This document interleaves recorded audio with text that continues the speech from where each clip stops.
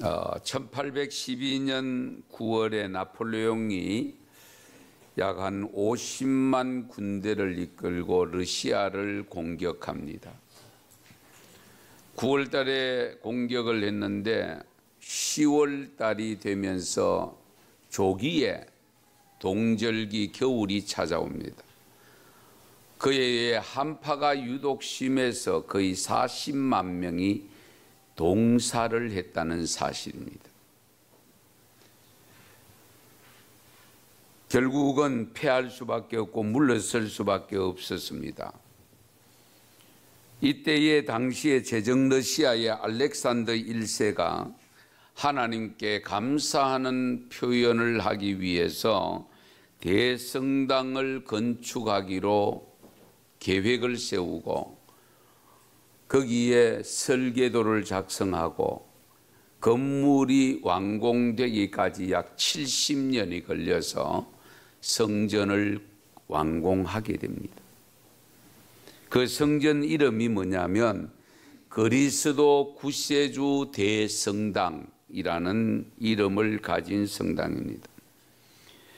5개의 황금돔으로 형성이 되어 있어서 웅장하고 크레물린 궁전 바로 옆에다가 건축을 해놔서 굉장히 돋보이는 그런 건물이었습니다. 그런데 1917년 레닌이 공산혁명을 성공하면서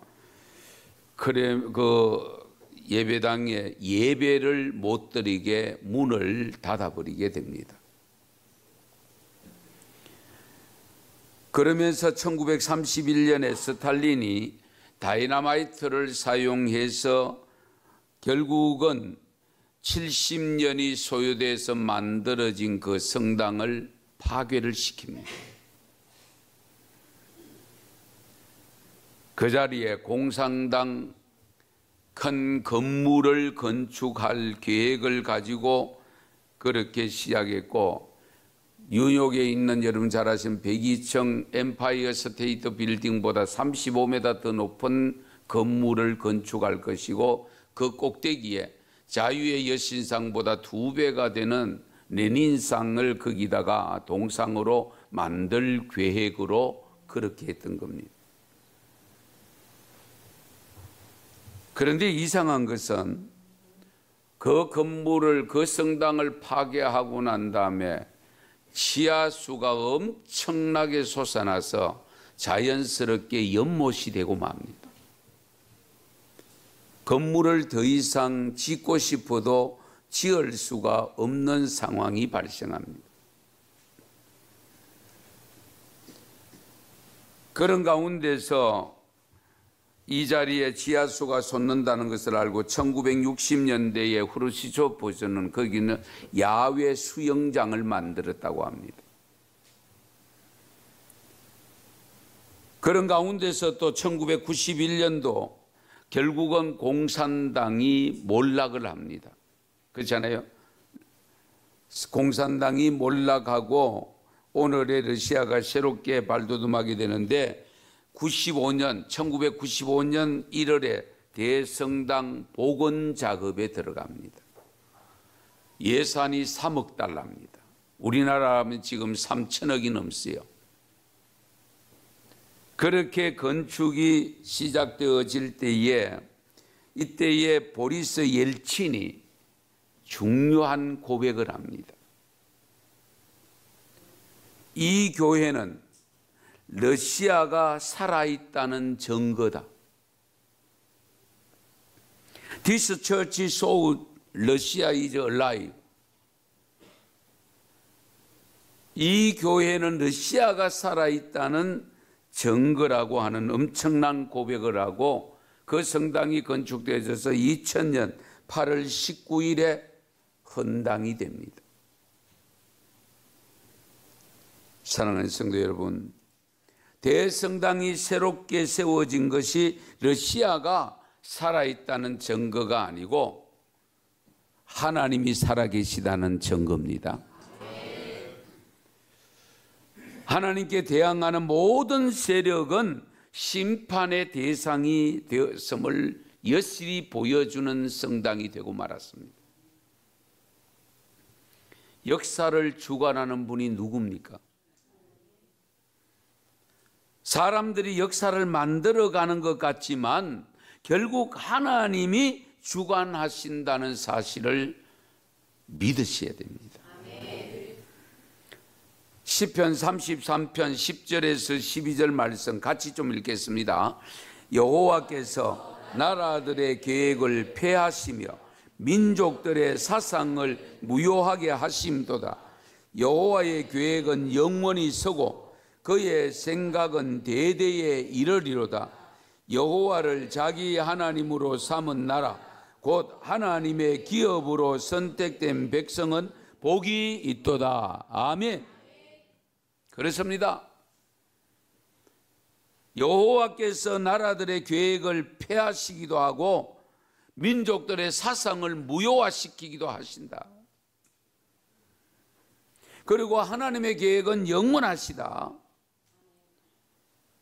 그러므로 여호와를 자기 하나님으로 삼은 나라, 하나님의 기업으로 선택된 백성은 복 있는 백성이다. 이 고백이 바로 저와 여러분의 고백이 되기를 바랍니다. 이와 같이 우리 하나님은 역사를 진행하시는데 사용하는 도구들이 있습니다. 이사야 10장 5절 6절 말씀 보시면 이스라엘을 무너뜨릴 때에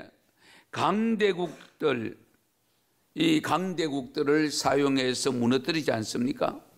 오늘 말씀 방금 읽은 말씀에 보면 경건한 백성들이 경건을 잃어버릴 때에 하나님은 막대기를 사용하는데 아수르라고 하는 바벨론이라고 하는 강대국들을 막대기로 사용한다고 했습니다.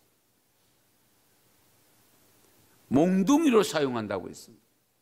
하나님은 아수르를 톱과 도끼로 사용하신다고 고백한 내용입니다. 믿음의 성도들이 잘못할 때에 하나님은 여러 가지 도구를 사용하셔서 우리에게 채찍으로 다가옵니다. 나라가 잘못할 때는 또 다른 나라들을 들어서서 그들을 채찍으로 사용하고 그들을 몽둥이로 사용해서 다가오게 된다는 사실을 우리가 항상 염두에 두셔야 됩니다.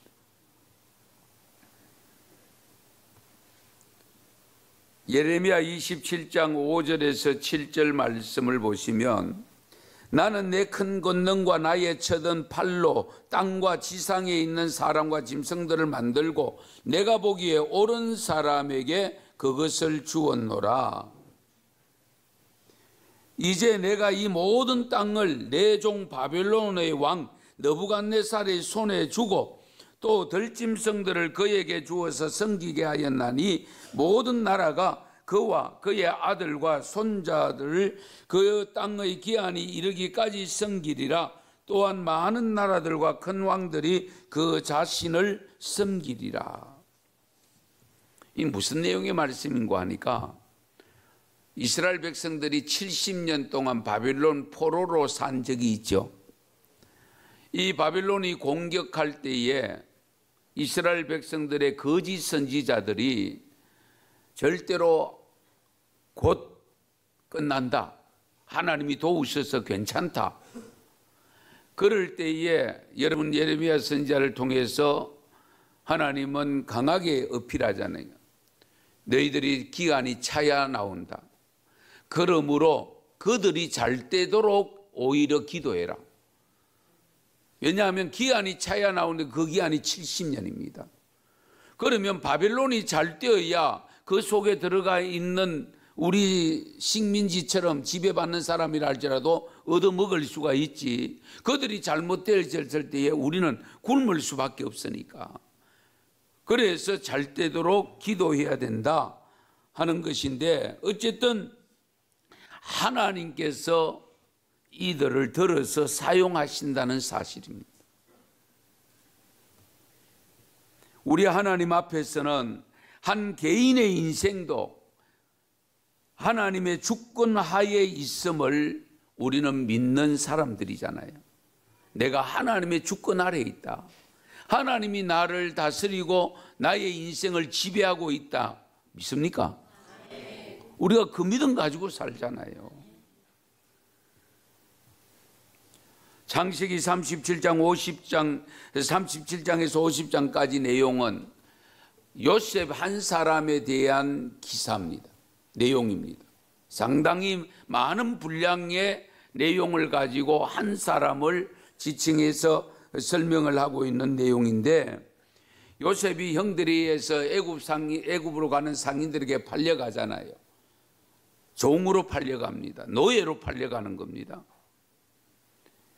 그리고 그 속에 들어가서 보디발이라고 하는 장군 집에 들어가서 총무 역할을 하게 됩니다. 그러다가 또 모함을 뒤집어쓰고 결국은 감옥에 들어갑니다. 온갖 산전수전을 다 겪습니다. 그 사람이 어떻게 하나님의 사랑하는 백성이라고 할 수 있으며, 어떻게 하나님을 저렇게 잘 섬기는데 왜 하나님은 그에게 복을 주시지 않을까 의심할 수밖에 없는 상황이 전개되었습니다. 그것도 전부 하나님이 주관하셨다는 사실입니다. 그래서 창세기 45장 5절에 보면 요셉은 자기 형님들을 늦게 만났지 않습니까? 만났을 때에 하나님이 생명을 구원하시려고 나를 당신들보다 먼저 보냈습니다. 하나님이 나를 보냈다는 고백을 합니다. 상인들에게 팔려갔음에도 불구하고 하나님이 그렇게 하셨다. 그리고 마지막 창세기 50장 20절에 보면 당신들은 나를 헤아려 하였으나 하나님은 그것을 선으로 바꾸사 오늘과 같이 많은 백성의 생명을 구원하게 하시려 하셨다. 그러니까 요셉은 모든 과정의 하나님이 이와 같이 하셨다는 것을 믿고 있습니다. 형님들은 어떻게 됩니까? 우리가 이 요셉을 팔았기 때문에 우리가 지금 앞으로 요셉이 총리가 되었을 때에 우리가 고통을 겪을 수 있고 이 자칫 잘못하면 우리가 죽을 수도 있다라고 하는 이런 엄청난 두려움 속에 있을 때에 요셉이 형들 앞에서 한 고백입니다. 개인이든 국가든 역사의 주관자는 하나님이십니다. 이 고백이 바로 저와 여러분의 고백이 되어야 됩니다. 역사를 움직이는 분은 역사의 주인이 되시는 하나님이신데, 역사를 움직이는 그 하나님을 움직이는 힘이 있습니다. 잘 들으세요. 온 역사, 저와 여러분의 역사, 인류의 역사를 움직이는 분은 하나님이신데 그 하나님을 움직이는 작은 힘이 있습니다.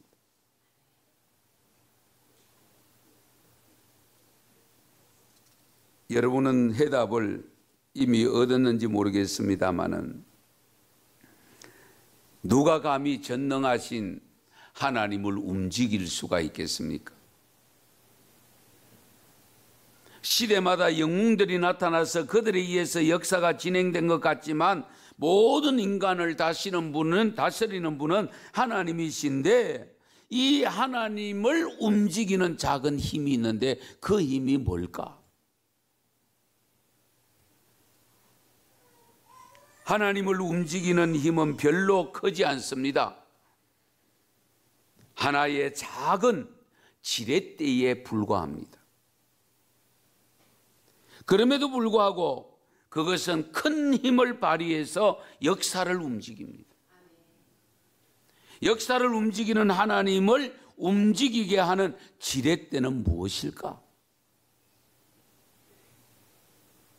이 지렛대는 누구나 가지고 있습니다. 그런데 활용을 잘 하지 않는다는 사실입니다. 아무리 귀중한 물건이라도 사용하지 않으면 별로 가치가 없습니다. 별것 아닌 것 같아도 사용이 잦아지면 그것은 귀한 겁니다.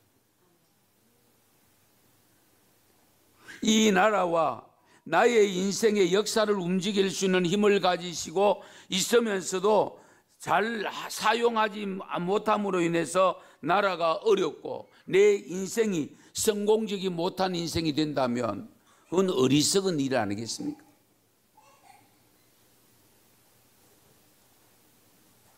여러분은 여러분의 역사를 주관하시는 하나님을 움직여서 여러분의 인생을 아름답게 만들어 가고 싶지 않습니까? 당신은 지금 인생에서 돌이켜서 보다 나은 인생을 만들고 싶지 않습니까? 현재에 만족하며 살겠습니까? 아니면 되는 대로 내 맡겨놓고 멋대로 살겠습니까? 여러분의 자녀들은 여러분들과 같은 인생만 되어도 만족하시겠습니까? 아니면 그래도 나보다는 나아야 되지, 좋아져야 되지 라는 생각을 가지고 살겠습니까?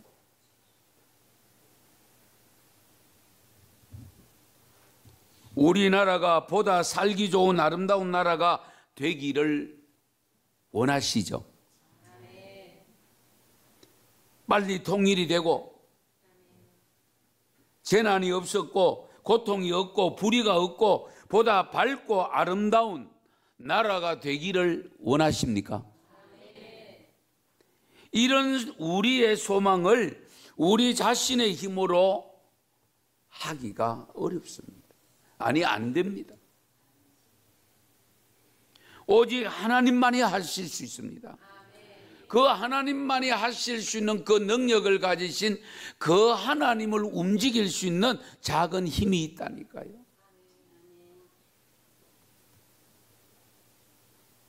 그 힘, 여러분, 큰 묽은 바위를 요즘이야 기계가 있어서 집어서 옮기면 됩니다. 옛날에 그런 기중기가 없을 때에, 포크레인이 없을 때는 그런 작은 큰 바위가 쉽게 들 수 없는 바위가 있을 때 나오면 어떻게 됩니까? 전부 지렛대를 사용했습니다. 지렛대를 가지고 누르고 해서 바위가 덜썩덜썩 그렇게 해서 빠져나오는 것을 옮기는 그런 것을 저는 어릴 때 많이 보았습니다. 우리나라의 역사를 움직이는 지렛대는 무엇일까? 내 인생에, 여러분 각자의 인생에 역사를 움직이는 그 하나님을 움직일 수 있는 지렛대는 뭘까? 오늘 말씀 보면 부르짖었다라고 있습니다. 부르짖었다. 여기서 부르짖으면 기도입니다. 기도했다는 겁니다. 그러면 왜 430년 동안 그 엄청난 긴 기간 동안이나 있었을까? 4년 반도 아니고 40년도 아니고 430년 동안. 물론 어떻게 보면 한 민족을 형성하기 위해서 하나님의 깊은 뜻이 있었다고 보기지만은 오늘 말씀의 내용을 보면 그렇게 길게 있었던 이유가 뭐냐? 이스라엘 백성들이 부르짖기를 기다렸다는 사실입니다. 이스라엘 백성들이 답답할 때에 하나님 앞에 부르짖는 그 시원강까지 기다렸다는 사실을 우리에게 가르쳐주고 있습니다. 그래서 이들이 노동이 심함으로 결국은 부르짖는 소리가 하나님께 상달되어지고 그들의 고통의 신음소리를 우리 하나님이 들으시고는 아브라함과 이삭과 야곱에게 약속한 대로 가나안 땅에 들어보내주겠다고 하는 그 약속을 기억하시고 그리고 이스라엘 자손을 돌보셨다. 할렐루야. 굉장히 중요한 의미가 있습니다. 제가 에스겔 36장의 말씀도 종종 드립니다마는 하나님께서 이스라엘 백성들이 폐허가 됐을 때 다시금 회복시켜 주신다고 약속을 하지만은 그 약속을 하고 그래 기다리라 내가 언제 해줄게 이렇게 말씀하지 않고 그래도 너희는 그 일이 이루기까지 내게 구하여야 할지니라. 하나님이 무엇을 원하시는지를 우리가 잘 아셔야 돼요. 당신께서 얼마든지 무에서 유로 창조하신 하나님이신데 무엇인들 못하시겠습니까마는 그러나 하나님의 자녀들에게 있어서 하나님의 자녀들의 인생을 삶에 있어서 항상 하나님께서는 우리가 원하는 만큼 해주십니다. 아시겠어요? 기도할 때에 조심해야 될 것이 있습니다. 꼭 보면은 이제 별로 등한시하다가 안 하다가 하려고 할 때일수록 조심해야 되는데요. 기도해도 별로 소용없대. 기도해도 별 수 없대. 이 사탄이 유혹하는 메시지입니다. 거기에 넘어가면 안 됩니다, 여러분. 우리가 그런 표현을 가끔 듣지 않습니까? 지금까지 내가 기도해도 별 수 없대. 지금까지 기도해도 별 수 없으면 다음에 기도하면 될 줄로 믿습니다. 그게 믿음이잖아요. 예. 지금까지 안 되었지만은 거기에서 중단해버리면 영영 중단돼버립니다. 언제까지 기도할 거냐? 될 때까지. 예. 이루어질 때까지 기도하시죠.